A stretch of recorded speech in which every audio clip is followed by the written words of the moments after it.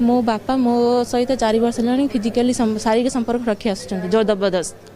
लोक माने कहती बापा होचंती भगवान सदृश लोक किंतु आज्ञा सही बापा मो सह जोर जबरदस्ती बारंबार शारीरिक संपर्क रखी आसुचंती। मु जेते मना कले भी मो कथा किछि भी न सुनी मो सह बारंबार शारीरिक संपर्क रखुचंती। आउ जदि मु किछि भी कहूची हेले मते प्रबल माड मारंती मोर सेई जौन लोभी राक्षस बापा। हां आज्ञा ए कथा आमे कहनु ए कथा निजे जणे युवती कहउचंती। आपण माने निजे सुनि नंतु ए युवती जनक कोन कहउचंती। मो बापा मो सहित 4 वर्ष है फिजिकली शारीरिक संपर्क रखी आसुच्चंती जो जबरदस्त।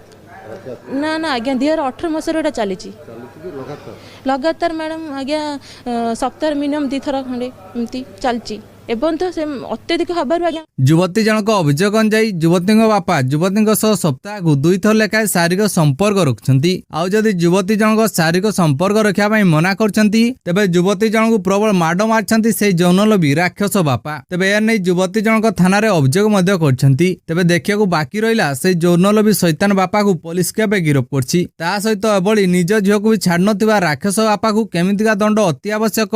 आपनक मतामत कमेंट बॉक्स रे निश्चय दियंतु।